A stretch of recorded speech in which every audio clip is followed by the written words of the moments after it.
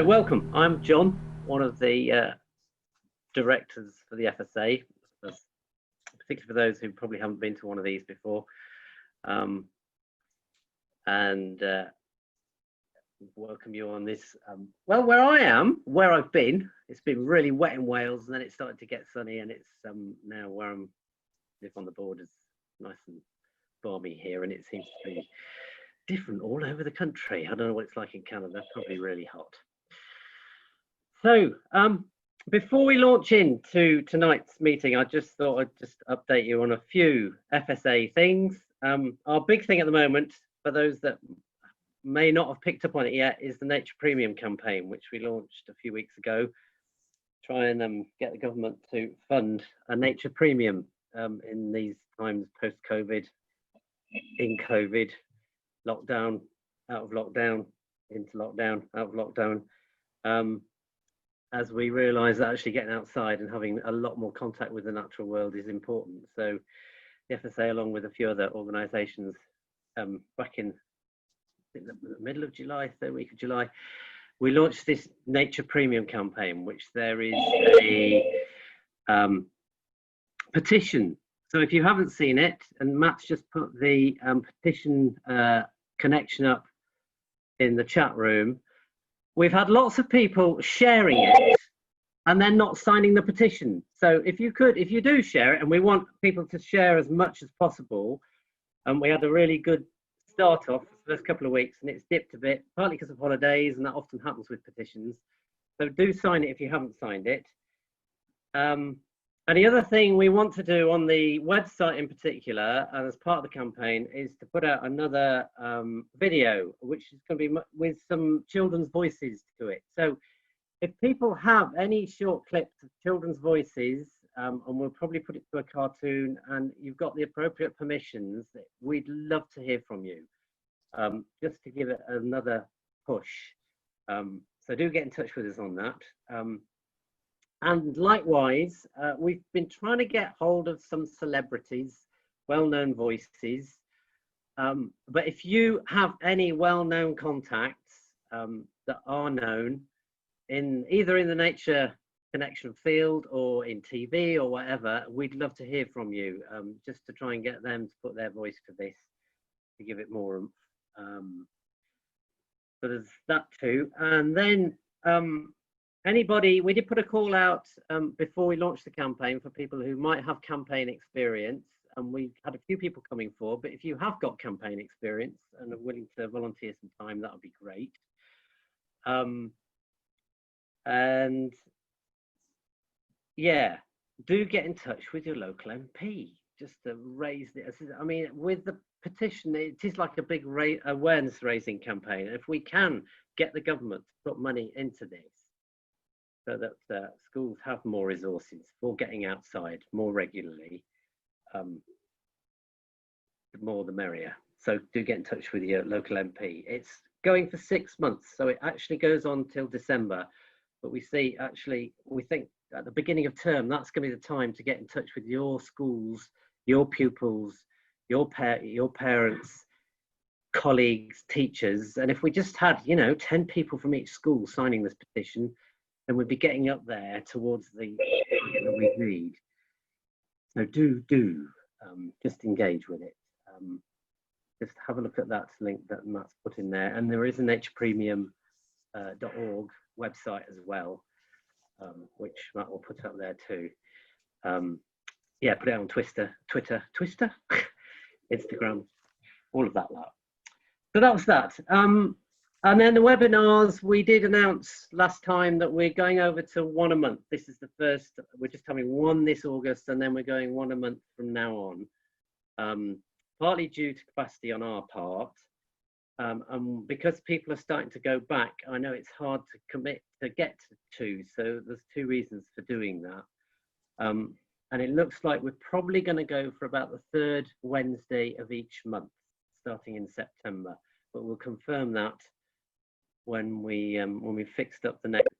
I've got a number of topics already in the pot, but if you've got any, we'd love to hear from you as to what you'd like to explore. So far, people have wanted to share a bit more about how are we coping with COVID? How are we coping with post-lockdown? So we will be doing one, just getting into those nitty-gritty details about running Forest School in these times. We've got one lined up looking at trauma, because obviously that's a hot topic at the moment. When I've been speaking to Forest School practitioners, they've been witnessing various different types, states of trauma and all the rest of it. So we're going to line that on. Then we've got others that are lined up as well. But if you could send in any topics that you'd be interested in pursuing in these webinars, that would be gratefully received. So thanks for that. I think those are the main things that I wanted to update you. So let's get into the meat of this evening. Looking at advocacy and using research, doing our own research to advocate for Forest School. And if now's the time, now is the time for this, where we really need to advocate for it and have our own research, as well as the well-known research at our fingertips. So it is with great pleasure that I introduce Sara Knight. Many of you will have heard of Sara. She's written more books on Forest School than anyone else on the planet. She's one of the founding directors of the FSA, worked at Anglia Ruskin University, really kicked off Forest School in the east of the country in a big way. I don't think I'm going to need to say much more. So welcome, Sara. It's great having you. Lovely to see you here. Lovely to see you too. Lovely to see everybody, and I can see some faces I recognise. Hi, Dina. And I've seen some names pop up that I recognise. Sarah's down there somewhere, but some of you are sort of below me now and I can't see everybody. But lovely, lovely, lovely to see everybody. It's so exciting. There's 71 people here and that's marvellous. I was panicking at the beginning of the week because I didn't think anybody would know. But you all are. No. That's lovely. Let's just, without more ado, I'm just going to ask you a very simple question. Why do your own research to advocate when there's so much research out there? There isn't so much research out there. There really isn't. There isn't enough.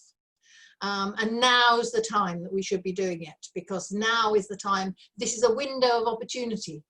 You've got the campaign that's building that I've been sharing all over the place, and lots of people have been signing, and I think I remember to sign it. And there's also the fallout from COVID, and nothing's going to be the same again. Nothing is going to be the same again. School's going to look different. Sessions are going to look different. I've told John this before, but my very best chum is a deputy head, and it took me 10 years to persuade her to get Forest School into her school, because prophets are without honour in their own kingdom. And she's now done it, and bless, they've just decamped outside at the end of last year term, when all the kids were coming back. They were all outside, which was just absolutely wonderful. And that's what we have to preserve, and that's what we have to get continuing. And the only way we can do that is by persuading the faint-hearted with research. Those of us who love it, those of us who know it works, we're sold on the idea. But we've got to find ways of selling it to the faint-hearted, the ones who say, oh God, it's starting to drizzle, I'm going indoors. We need it. And I've sort of worked out there's about 3 layers of research that we can be thinking about as practitioners. And right at the top, there's the smart-ass stuff that I struggle with, where you're doing something that's going to be peer-reviewed, and it's going to be in the very top-notch journals. In my career, I've managed to get 3 papers done like that. It's hard work. It takes a long time. But the good news is every university employee, academic, has to generate this sort of stuff. So if they've got willing bodies like you who are happy to collect the data and just leave them to do the analysis, they can collect brownie points for doing research. And that makes for some really, really good partnerships. I've been working with a couple of girls from Loughborough with the voluntary work that I do with Cambridgeshire County Council, and that's really starting to pay dividends. They have the universities have a thing called the REF, and the REF comes round, I can't remember, it's every 3 years or every 5 years, and they count the number of good bits of research that the university's done, and there's pound notes attached to it. So the universities are really keen to get some ref stuff up there, some papers that have been peer reviewed and published in the journals. So that's the good news. The bad news is that it takes time. If you read an academic paper, the research will be at least 2 years old. It takes that long to get it into the public domain. It's not a fast process. But the base layer for any research, whether you're doing action research that's just going to go into your local paper, or you're going to add it to something that is going to be referable and peer reviewable, the basic starting points are the same, and I'm going to go through those with you. So that's the top layer. Then you come down a notch, and the kinds of things that I write, and John's written, and several other people have written, that we get published in the professional magazines like Horizon, like Nursery World, like Child Education, those sort of things. The books, my books, fall into this category. They are researched, they are pretty sound. They wouldn't stand up to the most excruciating interrogation on the planet. But they're really, really, really good at encouraging people to get involved, at informing people who are studying for their masters or for their PGCEs or for whatever, or for their forest school training themselves. All of that kind of stuff comes in this middle chunk. It's good research, sound research, and it can be done a little bit quicker. I can cough out a book in a year. Then you get down to the stuff that's basic advocacy, and we should all be doing this now because we can do it now. And this is really at the level of anecdote. This is where we collect the lovely stories that say, oh, I had this little boy and he hadn't spoken, and he came out to forest school and all of a sudden he would chatter outside. We've all had them. A child who the teacher says, oh, he's got ADHD, he can't concentrate. And you find him sitting whittling a bit of wood for 20 minutes at a time. Those are anecdotes. They're not sound research, but they're the things that make forest school come alive. They're the things that sell it to people.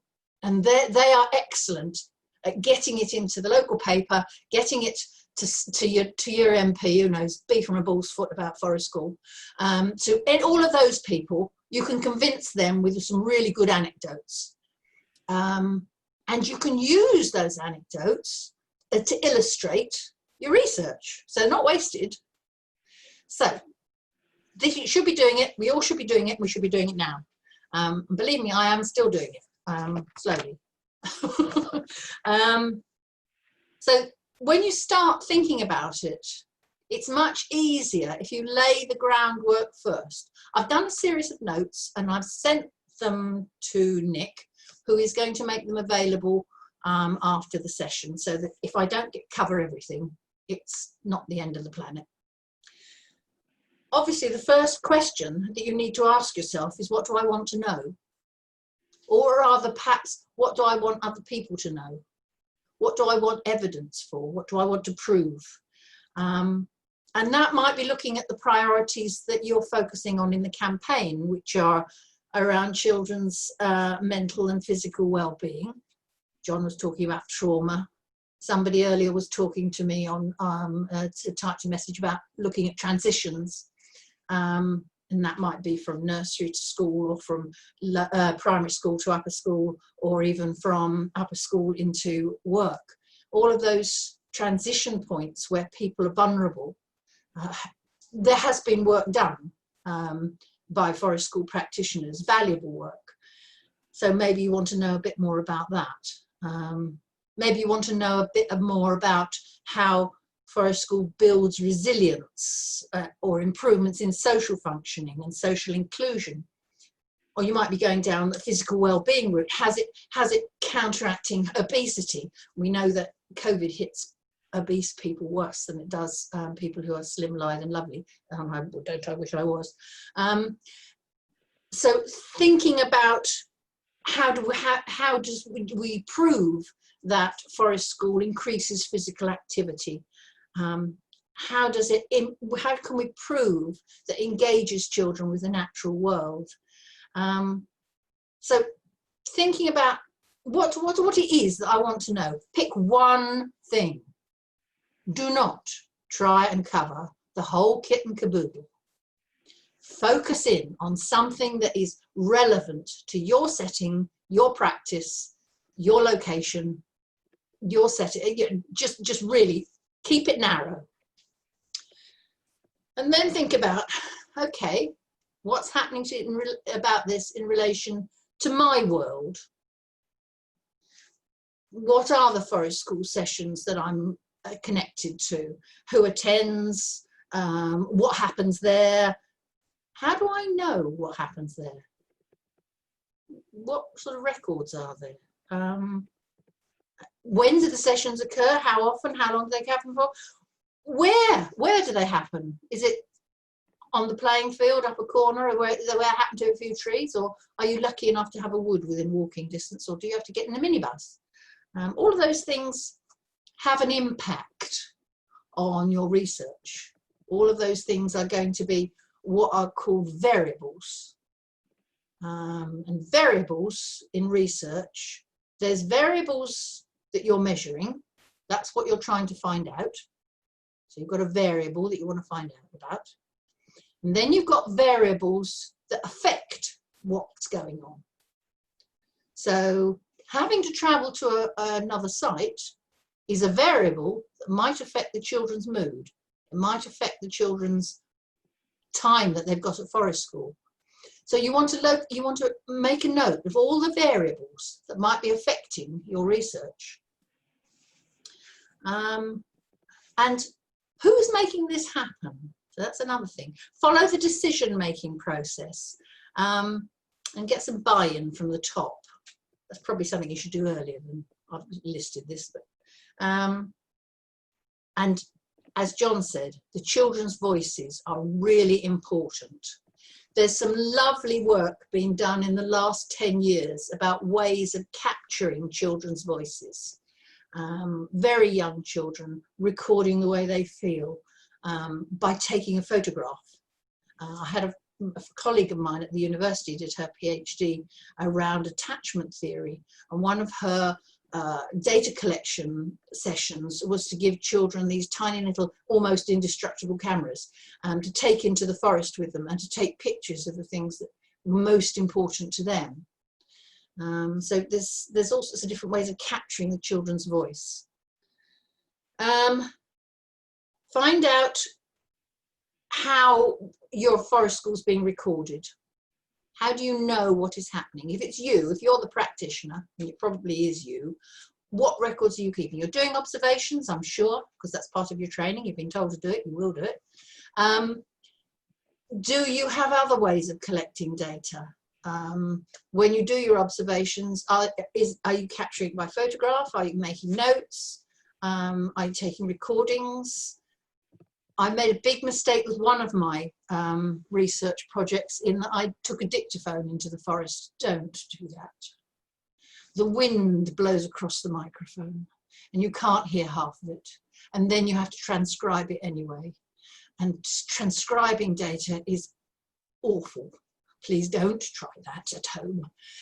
Find another way of recording. A good way of recording is to have a chart with the children's names down one side and a time scale across the top and boxes that you can just make a tiny note to yourself that only you understand that says what those children are doing at that particular point. So you can do snapshots of what's going on. So variations on that. Because you're going to need to find out what's happening so that you can see some differences. You're also going to need to think through your ethics. Ethical approval, permissions by any other name, GDP, all of that kind of malarkey. If you are thinking of publishing, you are going to need to have permission in writing from the setting, from the parents, and you should, out of courtesy, have captured the child's permission somehow. In our weird and wonderful world, if they're under 10, you don't actually have to ask them, but that seems a little rude to me, and I do tend to ask them. So find ways of capturing their answers, as well as get it in writing from the parents and from the settings, because you're going to need that. If you're going to get it published, the publisher will want to see that. Yeah. Then you'll have data that you're collecting, and that data, if it's not, even if it's completely anonymized, believe it or not, it has sensitivity, but usually it's not totally anonymized. So you've got to anonymize it as far as possible.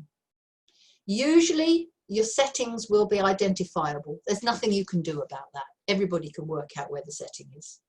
So you've got to anonymize the children's names. You've got to give them pseudonyms or letters or something or other, a code that you know, and that so that any data that's stored is, you can't tie it back to the child.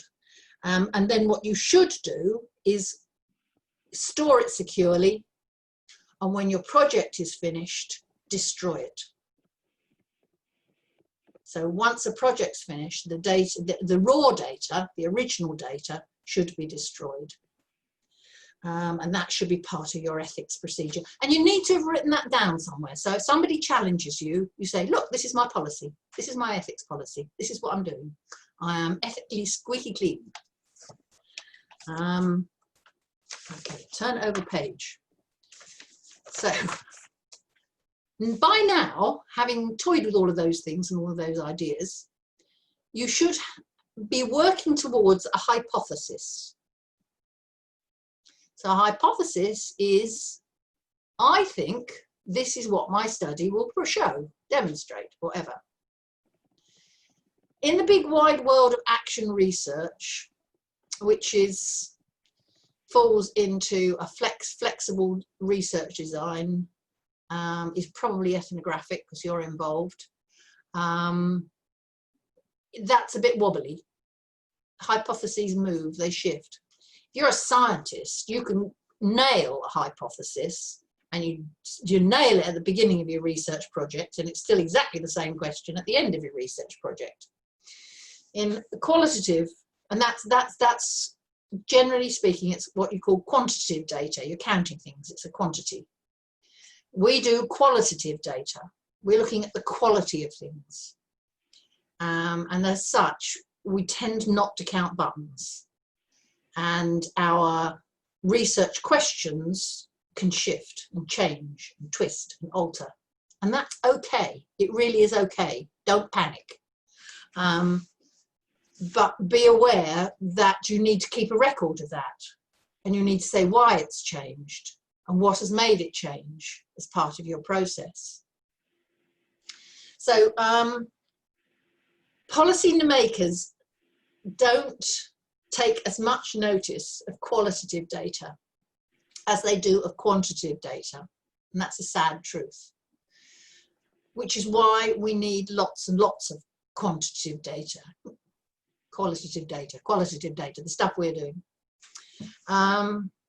The more we can generate from the greater range of settings that are looking at the similar sorts of things, the more likely they are to take notice. So that's another reason why it's very, very important for you to be doing it.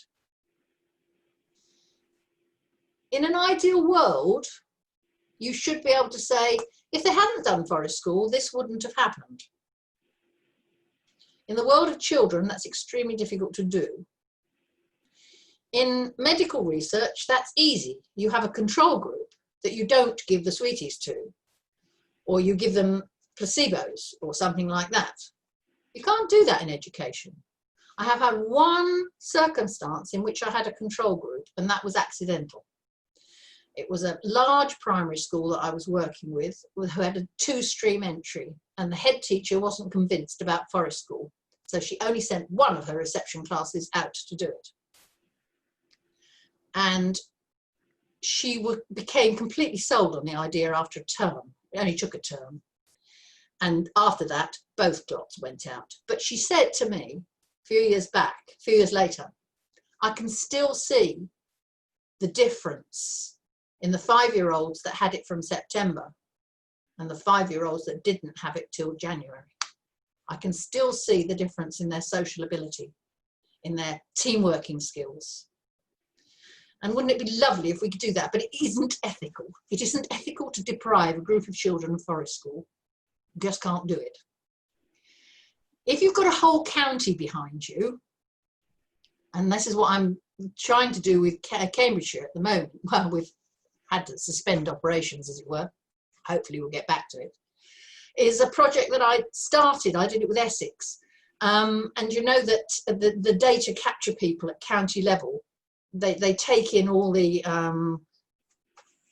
foundation stage data and they crunch it anonymously. So, but you can ask them to give you the data for certain schools if you know who they are.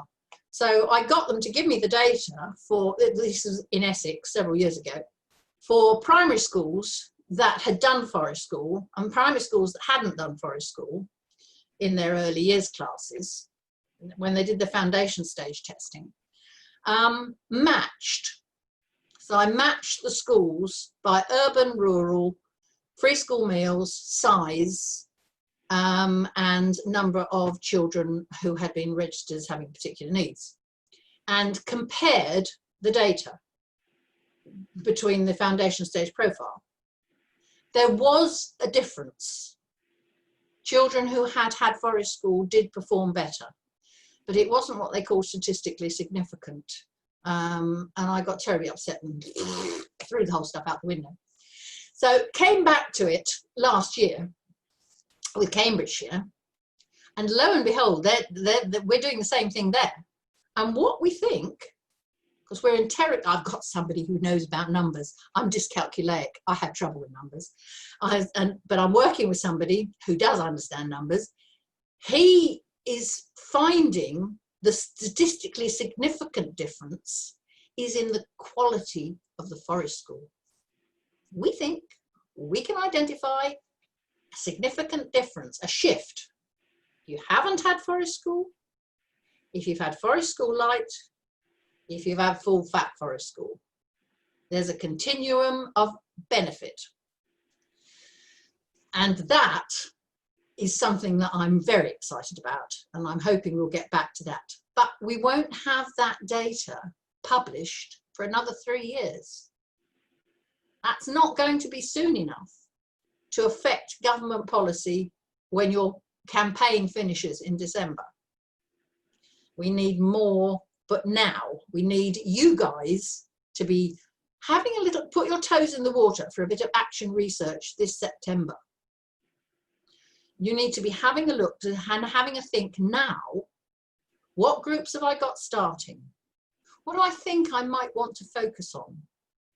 How can I compare this? How can I say, okay, we're in a brand new world. We haven't had children who've experienced this catastrophic event called COVID. So comparisons are going to be really, really hard. But I do think it's going to be really important to capture how children are working through their trauma, how they're working through their experiences at that level. And what we can do is to look at the quality of their learning. We can say Key Stage 1 last year, Key Stage 2 last year, our school's mean results were X, Y, Z. And this year, and they're doing more outdoor learning, this is what it's going to be. So there are some comparisons we can make that will be interesting and legitimate and might affect the powers that be. And that's really, yes, who can we affect? Who can we get to buy into our importance of outdoors? There's a lot of other stuff there on my list. Things like variables I've talked about, sample sizes. How many children are you looking at? Don't worry. If there's lots of you doing it, it doesn't matter if your sample's small. Some of the really, really important qualitative action research and ethnographic research has been done with very small groups. That's okay, as long as there's enough of you doing it. Because we can collect it all together and say, there's a pod there that are doing it, there's a pod over there that are doing it, there's a lot in Newcastle doing it, there's a lot in Sussex doing it, and all getting the same results. And that would be really interesting. Triangulation is another interesting phenomenon to deal with. You are recording results by observation, you're recording results by children's opinions. That's two different methods. Can you come up with a completely different third method to give you 3 points on your triangle? So you're looking at the same question from 3 different sources of information. If you can do that, if you can look at all 3 sources of information and get the same answer, your data's being triangulated and it's stronger. So, and the more different you can get between those 3 points is good too. So if one of those points, one piece of research I did, one of my triangulations was actually a questionnaire I sent to parents. I asked parents how they felt their children were now responding to nature, which gave me a completely different perspective. So that was, you know, good triangulation. You need to take into account our cultural influences, the societal context. So what's affecting your children that is unique to your societal context. If you're in rural Wales, your societal context will be different from if you're in the middle of London, for example. If you're in the middle of Aberdeen at the moment and everything's starting to shut down again, what's the impact of that societal influence? So be aware of those. And validity. How robust is your data? Try and avoid as much as possible creating something that just is a self-fulfilling prophecy. You've got to challenge yourself. You've got, your hypothesis has got to be able to fail. It's got to be the sort of question where you could get a yes or a no. If you could only get a yes, that's not a valid hypothesis. Try and get something that has validity, that could fail, because then you've got something that you have proven. You have got something that you have demonstrated as being of value. There's a lot of, John says there's a lot of research out there. There's not a lot of research out there. Sarah Collins has been collecting a lot, I know, of papers of where we are. The basic research that was done in 2003 is old now. We need more data. My last book was published in 2016. That means it was the 2014 conference when I did the research that started it off. That's a long time ago. We need more up-to-date stuff. But read what was there, read what's been done, pick out the bits that are relevant to the question that you're asking from Sarah's list of pieces.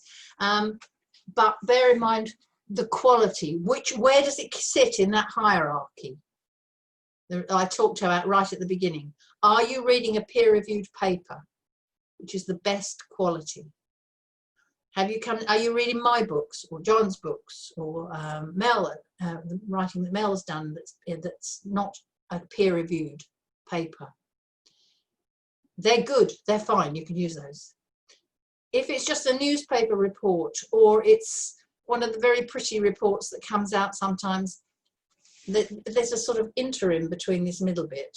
Some of the reports that get published by Forestry Commission, by people like that, they're definitely in that middle bit. But some of them, if they're out by a local authority or whatever, may not have quite the robustness, the validity. They may come down into that advocacy box.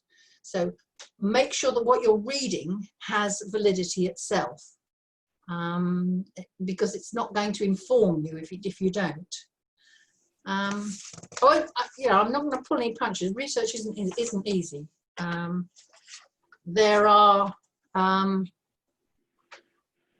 There's a lot of slog involved, and if you're like me and you've got the attention span of a goldfish, you know, it really is quite hard to keep your nose to it. But think about, can I trust what I'm reading? What are the barriers and challenges? Can I work with other people? Working with other people is good. I was talking to the Essex people today, to Joe Phillips. They just launched a new green initiative in the council, and I said, oh, for God's sake, this should be something we can latch onto as FSA Essex and do some research together with them. What you can do as practitioners on the ground is wonderful, wonderful data collection. Nobody else can do that, only you can do that. What you do with that data may need some support from other people, or you may be doing your own master's degrees, you may be doing your own study, and you may therefore have the support of academics already who will give you a hand, or, as I say, go and enlist them from your local college or university and find who's interested in outdoor learning and get them to work with you and do some of the heavy stuff, some of the heavy lift. Because once it gets to the analysis of your data, you need a tool. You need a tool to work with. Sue Waite, who I did the research workshop at the 2013 FSA conference, which a lot of this is based on, she's got a lovely toolkit based out of Plymouth, thank you. I always get those two in a muddle. Plymouth University, which she did with the Silver Foundation, Good for Woods it's called. It's a lovely toolkit for evaluating what you've got, and the link for that is on that sheet that I'm giving out. There's the Leuven Wellbeing and Involvement Scales, which are a very popular way of analysing what you've got. Yeah, so think about finding a friend to work with, and using stuff. Don't try and reinvent the wheel. There's some very good measurement scales out there, use them. So what could go wrong? What can weaken your results? The lack of or limitations of your analysis and evaluation. That can weaken what you've got. You can have some lovely, lovely data that you haven't analysed or evaluated very well. Just the way it is. You might need some help with that. Funding.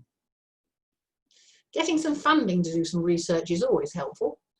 And there are people who will pay you to do some research, give you some extra time and some extra thinking. Personally, I've always found that it was far less bother to do it myself than it was to actually go out and find the funding. I just tended to do it in my own time. That's just me. But there are funding streams out there. You've got to be critical. If you omit your criticality, you will get criticised by other people. So get the criticism in first.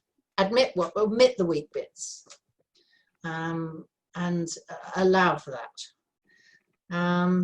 And a tendency, I mean, the whole of this talk is about advocacy. Yes, you do want to advocate things, but not at the expense of the quality of what you're recording. You've still got to be a nice, good, objective researcher. Yeah. And there's some books that I've put down, how to research with children, young children's perspectives and how to capture them, developing children as researchers. So hopefully that if you've got this sheet, there's some ideas that you can chug through. I think I've gone over my 20 minutes, John. You have, that's all right. I love listening to you. So we're going to put people into little discussion groups and we'll tackle questions at the end. So have you got, before we put people into discussion groups, seeing as we've probably got about 10 minutes in discussion groups, one key question that you think people should be tackling? Because there's quite a few questions in there we need to think about in terms of who do we need to know, who's making this happen, how do I know what's happening at my forest school with all the variables, how do I capture children's voices? I think of all of those, which would be the key one? What do I want to know? What do I want to know? Okay. So what we're going to do, thanks Sarah for just sowing the seed. I know this is a huge topic, and hopefully this just gets people motivated to want to do this. And we'll come back to you after this 10 minutes. So in a minute, Nick's going to put you all into little breakout rooms. Spend just a very short time introducing each other, but then just discussing what do I need to know, particularly in these times of COVID. What are the main questions being asked of me? Yes, often as a forest school leader, maybe in my school setting, or if it's outside school, what's the key question I'm asking myself, or other people are asking me, parents, whatever, in terms of what we need to know. And then after 10 minutes, we'll come back, but we'll need somebody in each group to be making notes, and either make notes in a Word document that you can then upload to the chat afterwards, or you might just want to make the notes in the chat afterwards, because once you're in your chat room, those chats do not transfer back to the main room. So somebody needs to make notes that we can then share in the main room, which will all get typed up. For those that haven't been on these before, you'll get sent out a recording as well as notes for Sarah's notes and our notes, and everybody else's notes from the breakout rooms go into the write-up of the webinar. And then at 9, we'll break into 2 groups. One group will carry on looking at questions, and one group that might just want to do a community share with me, where I'll nip across to another room where we may just share what's happening with our forest school at the moment, or thoughts about forest school. It's like there's been poems, songs, all sorts of things for the last sort of 20-25 minutes. So hopefully that's clear from everybody. Nick, have you got anything to add to that in terms of the mechanics of the way we're going to work with this? No, we should be automatically going into breakout rooms very shortly. If you're definitely not wanting to go into the breakout rooms, I don't mean to be rude, but if you disappear now, then it means that the breakout room, I can recreate the breakout rooms with enough people in for a discussion. If you're happy to go into the breakout rooms, then stick around and you'll have wonderful information there. And can I just add to that, Nick? It's fine to stay silent in the breakout room. Yeah, you don't have to say anything. Yeah, yeah. That's called lurking. Yeah. Well, or learning, lurking and learning. Oh, I've just got the lurking learning thing. Yeah. Righty ho. Making the breakout rooms now. Okay, so if you get stuck or if you have a problem, you can come back into the main room where I will be, and I will pop you in a breakout room of your choice. Toodle pip, folks. Toodle pip.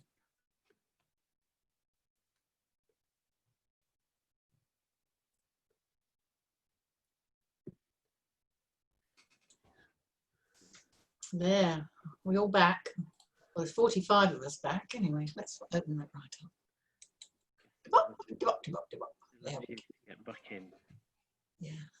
Oh, John, are you back as well? I'm back. Yeah. Hello. I thought you were singing. No. We'll come back here first, and then we'll do what we do. Oh, and then we're gonna sing. Okay. So Can I sing too?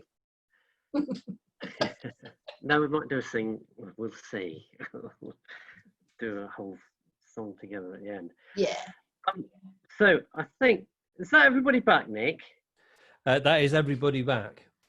Right. I just wonder, those from each room that have to, I know our group took notes. If you could just paste your notes, and if it's a Word document, just upload it. You'll see in the chat room, if you just click on chat, there is a file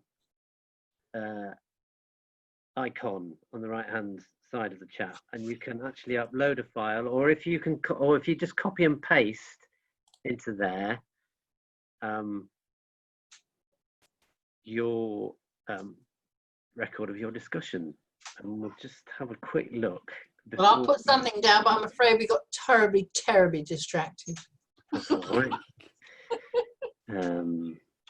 Thank you, Kirsty. COVID, social skills, emotional skills.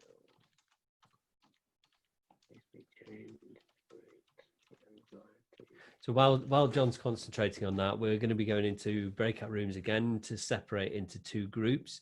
One of them is going to, with John, to do the sharing, caring community side. And the rest of you can stay with myself and Matt and Sarah and talk more about research. We can sing if you like, but we don't have to.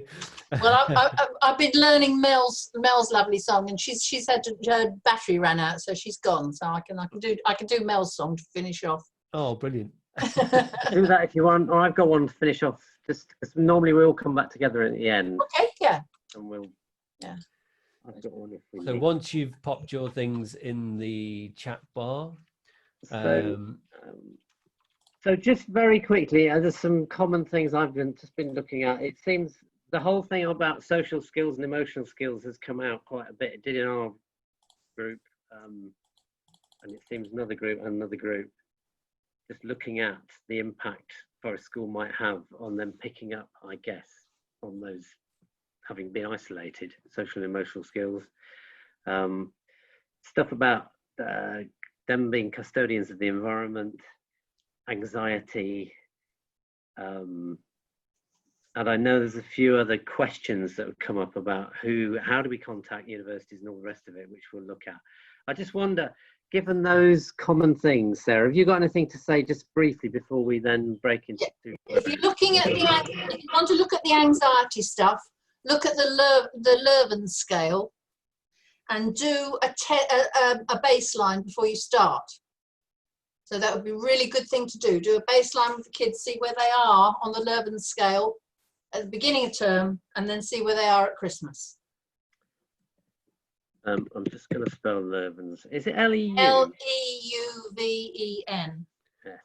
Yeah. And is there an age limit to that, Sarah? I don't know. It's mainly used. I know it's mainly used in early years and early primary. Early primary, key stage 1. But that's where it's most. I don't know how relevant it would be above that. Might have to. See what else lots of people do use it, and it'd be lovely to, because I know loads of individual Forest School practitioners that have used it, but we've never, as Sarah said, we've always tried to get people to try and pool all this, and it's been really hard to get all this anecdotal evidence plus measured evidence in many together, which would just make it even more powerful. It's good for advocating for your own learners, but as a whole. If you're looking at the sustainability angle, the commonality that people are looking for are the 7 R's of sustainability, which came from I think it's UNICEF paper by Pramling, Samuelson and Karga in 2008 and 2010. I'll see if I can find the proper reference for that, which should be at the back. So the other thing that we've been working on at the FSA is the UN Sustainable Development Goals, because I just think that's the one. Governments are. It's just, that's what, so UNESCO. Sarah's written about it, and quite a few other people have. There's been quite a lot recently looked at Sustainable Development Goals and trying to fit. How do we, because Forest School really locks into the UN Sustainable Development Goals quite happily and quite a few fronts. So do look at the 7 goals on the UNESCO site that you can tie it into, and you could be targeting on each of those 7 goals. That's what you wanted to look at. Great. Okay. Well, thanks for all that, everybody. Quite a lot been put up in the chat room there, which we will collate. So next now, Nick, how are we going to do this? It's slightly different every time. Some wanted to come and just share with me, and some want to carry on with Sarah for the next sort of. While you're sorting that out, I'm just going to get myself a drink. Excuse me. Right, well, I'm going to put you into breakout rooms, but before I do, I just wanted to mention that the FSA are going to be doing a large piece of research fairly shortly, which will be shouting out to Forest School leaders for your support. It's going to be a national piece of research, so lots and lots and lots of people to be involved, and it will support all your researchers. So it's kind of one of those, I don't want to say too much about it, but it's watch this space. Very much watch this space. Okay, so I'm going to put you into breakout rooms now. Have we got Sarah yet? I'm not sure. She was She's again. gone. Where's she gone? I'm here. I got lost. I've been wandering around. There we go. Phew. Have we got questions? Yes, I've got a few. Hang on, let me just grab them up. Whilst I'm doing that, I'm going to do some shameless self-promotion. My school asked me to write a well-being scale. So I published it in Horizons. It's a resilience, independence and emotional awareness scale, but it's a progression document. Works from early years up to 16 plus adults. If people are interested, I can put a link to it. I'd like to have a look at it, please. Yeah, I'll put it on the in the chat bar. But yeah, something that my school asked me to collate together with another colleague, and it's based on the Lurven scale and various other things, early years development matters, curriculum. Oh, thank you very much. I'll try and get a link to that in a minute. Thank you. Questions were, one, could we have an explanation of, or an example of, Forest School Light and Forest School Full Fat for those people that aren't up with those terms? This was an expression that came up at the conference a few years back, and I know Mel McCree's written about it since. So there's a chapter in the book she's written about it. It was a rather dismissive way of describing different ways of doing forest school, which is really quite unfair, because some people don't have any option about if they can do forest school light or forest school full fat. But we do know there's a difference in the outcomes, and the forest school full fat, if you like, is the way you've been trained, is where you go outside and you go out regularly, and the children get an experience of every single season. And hopefully it's once a week, sometimes it's once a fortnight, and it's at least half a day, and it's child-led, and the national curriculum can go whistle, and you know, it really develops those things that we know are important in learning, and it actually links really well, if you want a link to theory, to Claxton's dispositions to learning. That's a nice fit. The Forest School Light is where the head teacher hasn't really bought into it completely and still insists that they only need one term, and then we'll rotate it and somebody else can do it. So the children never get to experience all the seasons and see the changes going through. Or on the other hand, perhaps the practitioners lack confidence themselves and take things from the classroom out into the woods, like clip charts and clipboards and bits of paper and stuff that have no relevance to forest school, and link it explicitly to the curriculum, which is totally unnecessary, because you can link it afterwards to the curriculum. The children don't need to know that it links to the curriculum. So it's never bought into entirely, and it's in its proper free flowing form, and that's Forest School Light. It can appear in different forms, and I think a lot of settings start off doing Forest School Light while they're building their confidence, while they're selling it to the powers that be or whatever. But I know from experience that schools tends to move closer and closer to a proper forest school model, or they give it up completely because it's not working for them. So they tend to go one way or the other. Forest School Light as such doesn't tend to exist for a very long period of time in any one setting. So hopefully that's cleared that one up for people. And coming back to the issue of funding as well, which is why we're doing this Nature Premium campaign, because it's so important to get funding into schools to be able to fund our salaries. Yes, yes. The other question that came up was about universities and approaching universities, and how do we go about doing that, and is there any particular advice that we can use to ingratiate ourselves with the academics, basically? I mean, first of all, look at the universities that are closest to you geographically, and have a look and see if any of them are researching outdoor learning, or if they're researching. I mean, Essex University have done a lot with Mind, for example. They've done a lot of projects with Mind. And Anglia Ruskin University in Cambridge, Tim Weller's a professor there, and he's done a lot of stuff with early years and outdoor learning.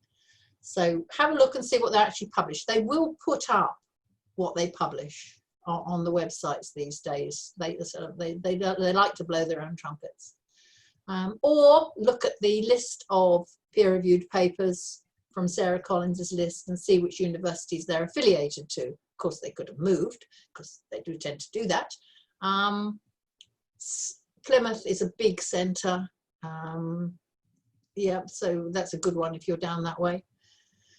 And then just get in touch with them. Say, look, I am a practitioner. I want to do some action research, and I'd like some support with writing it up, and you can have your name on the paper. And they should bite, because, as I say, it's in their interests, because you'll be doing the really long-winded stuff, which is the data collection, and they've just got to do the analysis, which they are trained to do. So they should be quite keen on participating in a bit of research, if they've got any gumption about them. So I don't know, which parts of the country people are. Edinburgh is another big centre for outdoor learning. Cumbria.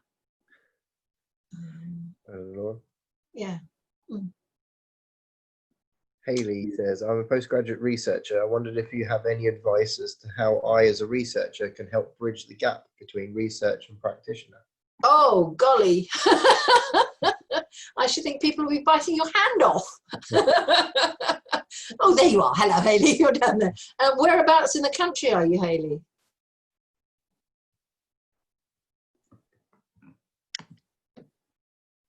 Unmute yourself. You can unmute yourself. The bottom and the left on the bottom. Hello. Hello. I'm in Huddersfield, so up north, so Yorkshire way. Have a look on the Forest School website and see if there's a local group near you. Yeah. And introduce yourself to them and say, look, I am a postdoc. Are you postgrad or postdoc? I'm a PhD, so you're doing your PhD I'm just doing now. my PhD, yeah. So do you need data for your PhD? Yeah, I'm focusing on early years and early years pedagogy. And with everything with COVID and then the awful weather that we had later last year, it's been tricky. So I know as an early years practitioner myself, before I did my PhD, it's really hard to get to research and things like that to strengthen your voice as a practitioner. And then it's equally hard on the other side, being a researcher, trying to contact the practitioners and help them gain access to research. So I just wondered if there was, anybody near Huddersfield. Hayley's there. We also, Hayley, we have recently, we've had someone, I can't remember where she was from, Hull or somewhere, university, that was doing a PhD in it. And on our LinkedIn, we've got a LinkedIn discussion group, something like that, where she basically posted and said any of her questionnaires, if anyone was wanting to do an interview with her about it. So feel free, post on any of the Forest School Association local groups or anything like that, and the LinkedIn groups, and tweet it and whatever, and you may get some people willing to jump in with some research and data.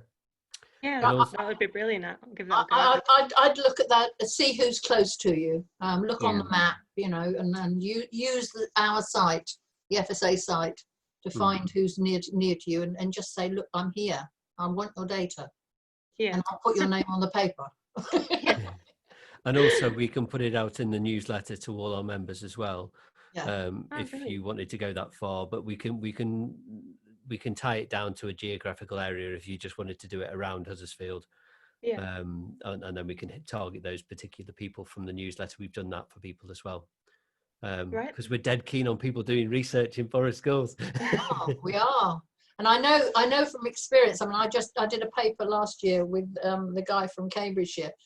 Bless him, he'd never done a paper before, and he was thrilled to Betsy to have his name on a paper.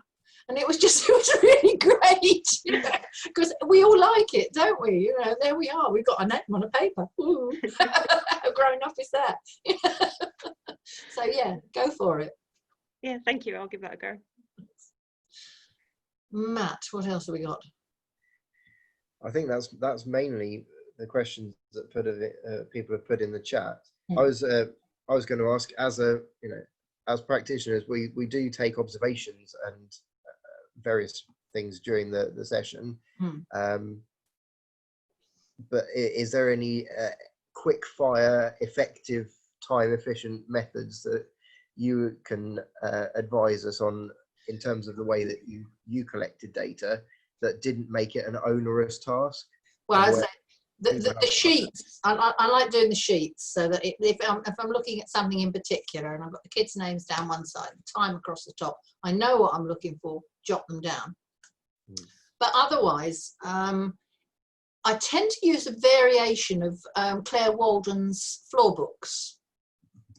And you can use it with any age group. I mean, hers are for early years, but her floor book, basically, she calls them floor books because they're big and they go on the floor.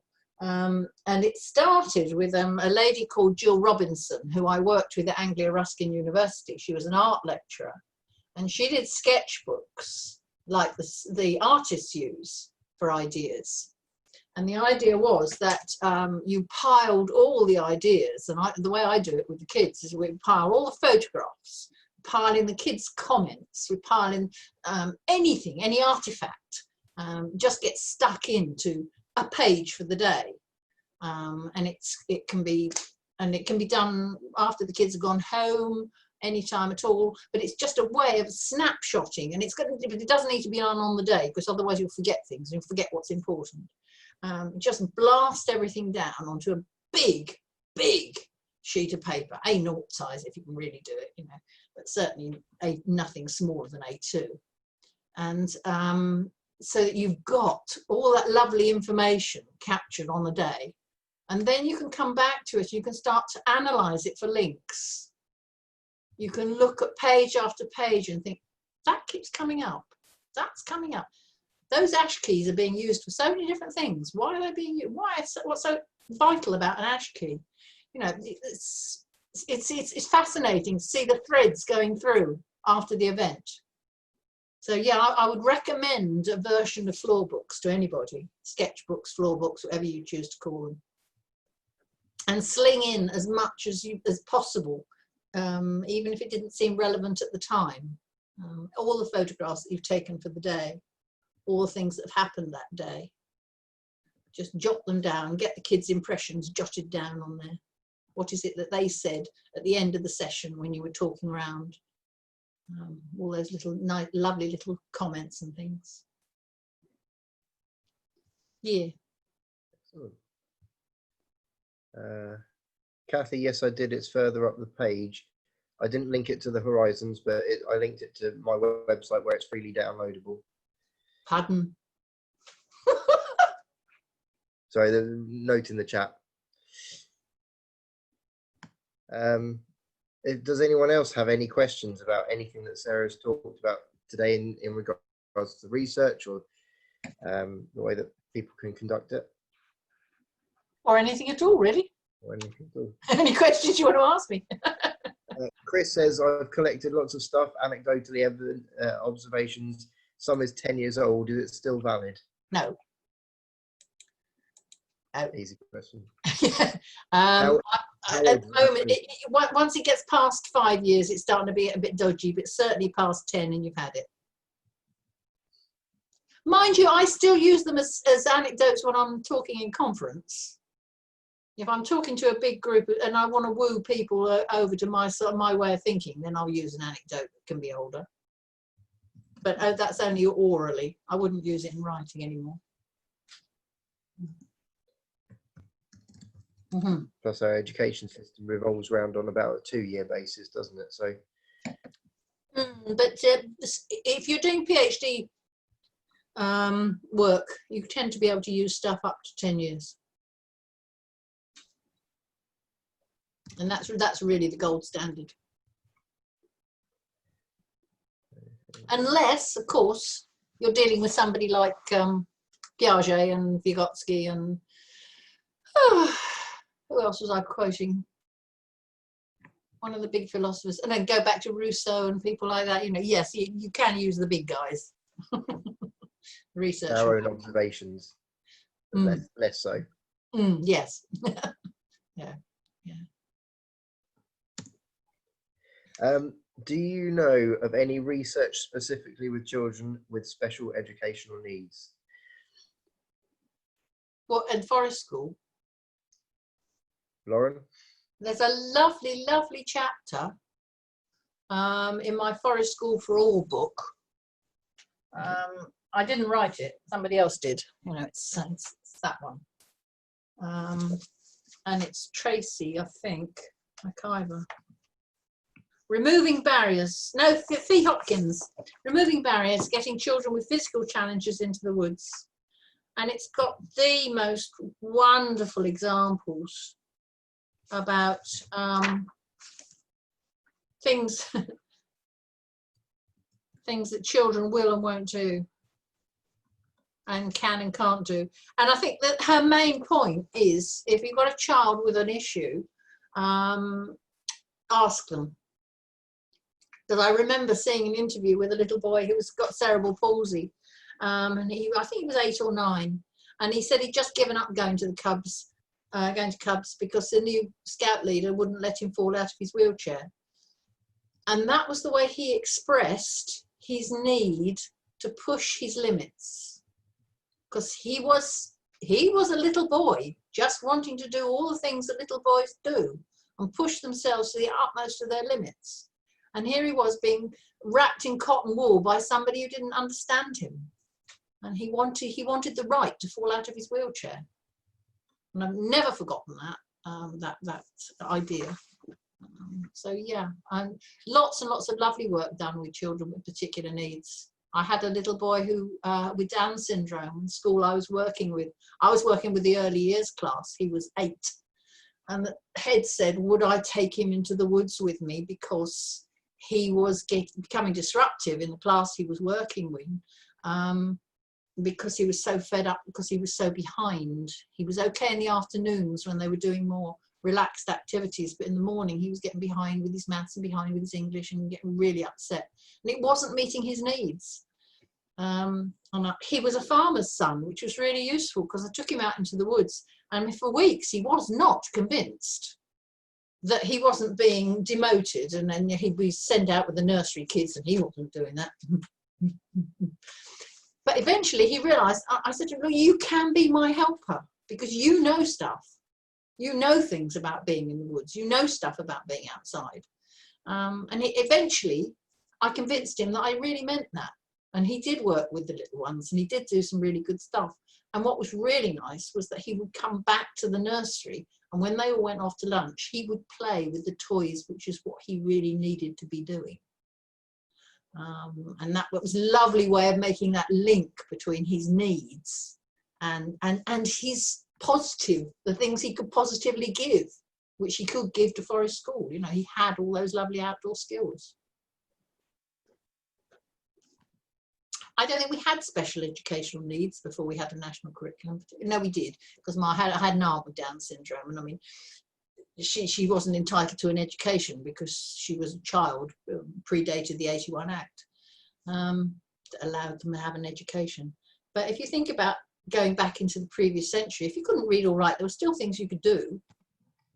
If you weren't very fast on your feet, there were still things you could do to work in a village, to contribute to the society in which you lived.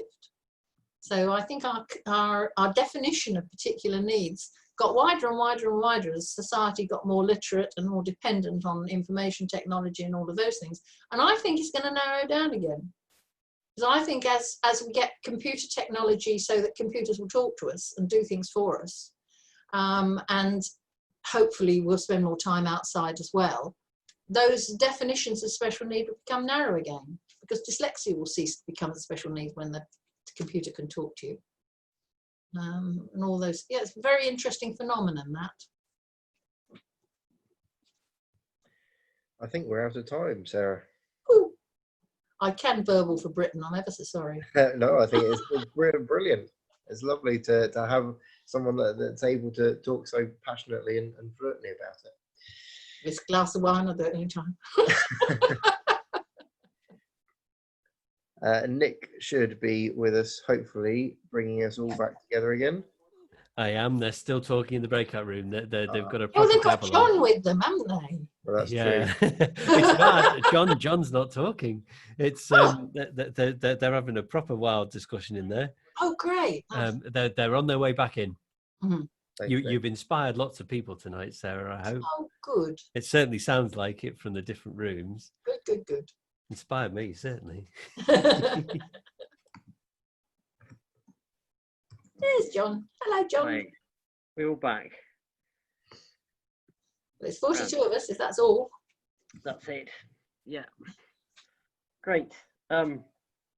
So, just before we finish, can I just say a big thanks to Sarah for coming along and sharing her wisdom with us.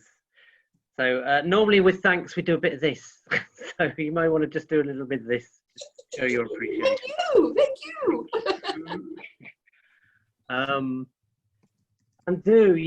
The more we do our own action research and the more we can shout about it, the more advocacy we can make. And it would be good for us to, we've always had this pipe dream that if we just got all the observations of all the forest school leaders in the country and put these all together, we'd have just an amazing bank of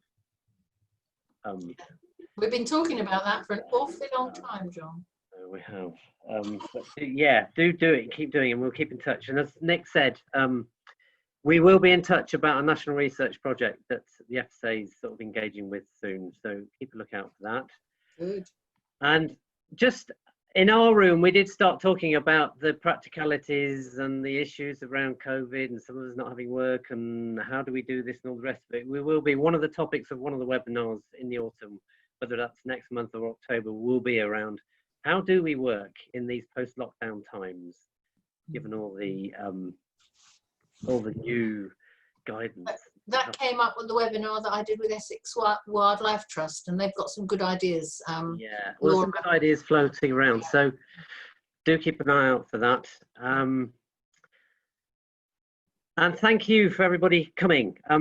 So I thought we'd finish with a song, and it's a sort of more of an upbeat song, which is called "It Is Time Now." I'm just going to put it into the chat room. And the way, has anybody been singing online through lockdown on Zoom at all? You can raise your hand if you want. So the only way you can do this, because it's not synced, is to do it with being muted. So a few people have done it. So you all need to be muted, and I'm going to sing it. It's a song called "It Is Time Now" by Muse. Some of you may have come across them. I'm going to sing it, and I'm going to sing the chorus, and we'll sing the chorus a couple of times, and then you can join in with the chorus, and we'll sing that a few times. We'll go round and round and round and round and round and round, and then we'll unmute right at the end, and you can just hear this kind of cacophony of sound, which will be our big goodbye. And I just love this because I think it is time now to do this action research and stand up and hear our voices, but also just to, we talked about actually knowing your community and your own community, both the landowners, families you work with, the company you keep, and how do we hold on to that, as well as the non-human company we keep. So this is a song around that. So I will sing it through once, then we'll sing the chorus. It goes like this. It is time now. We shall be known by the company we keep, by the ones who circle round to tend these fires. We shall be known by the ones who sow and reap the seeds of change alive from deep within the earth. It is time now. It is time now that we thrive. It is time we lead ourselves into the well. It is time now, and what a time to be alive. In this great turning we shall learn to lead in love. In this great turning we shall learn to lead in love. So I'll sing the "It is time now" bit, and we'll sing that all together. And then you can carry on singing that chorus as I just sing the verse, and we'll come to the chorus together. Is that okay? So we'll just do this line by line. Just to say, they can all mute themselves. They can all unmute themselves. Don't unmute at all. Keep muted. So I'll sing that line, and then I'll sing it again, and you can sing along. Then I'll sing it again, and you can sing it along. Then I'll sing the next line, you can sing it again, sing it again, sing it again. And then next line, sing it again, sing it again, sing it again. And then once we've got it, I'll tell you when to unmute, right? So it goes like this. It is time now. It is time now that we thrive. Okay, so it goes. It is time now. It is time now that we thrive. Again, so you can start singing. It is time now. It is time now that we thrive. And it doesn't matter if you can't sing, because nobody can hear you unless your family are listening in. So it goes. It is time now. It is time now that we thrive. It is time now. It is time now that we thrive. It is time now. It is time now that we thrive. Brilliant. So next line goes. It is time we lead ourselves into the well. It is time we lead ourselves into the well. It is time we lead ourselves into the well. Again. It is time we lead ourselves into the well. We'll put those two lines together. It is time now. It is time now that we thrive. It is time we lead ourselves into the well. Again. It is time now. It is time now that we thrive. It is time now that we lead ourselves into the well. So that's that bit. Great. And then the next bit goes. It is time now. And what a time to be alive. So it's the same as that first line. So it is time now. And what a time to be alive. Again. It is time now. And what a time to be alive. We've got that? Yes. So we'll pull those three together. And that's the chorus. So. And then I'll sing again, and then when we get to the chorus, we'll probably unmute on the second line or something. It doesn't matter if you don't get it wrong. Fine. If you do get it wrong, that's even more fine. So we'll sing all the way through that chorus bit. It is time now. It is time now that we thrive. It is time to lead ourselves into the well. It is time now. And what a time to be alive. Again. It is time now. It is time now that we thrive. It is time we lead ourselves into the well. It is time now. And what a time to be alive. In this great turning we shall learn to lead in love. In this great turning we shall learn to lead in love. So last time I'll sing all the way through. Sing when we get to the chorus. We shall be known by the company we keep, by the ones who circle round to tend these fires.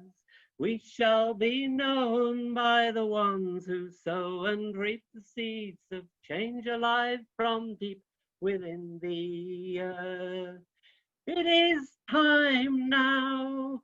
It is time now that we thrive. It is time we lead ourselves into the well. It is time now, and what a time to be alive. In this great turning we shall learn to lead in love. In this great turning we shall learn to lead in love. Unmute.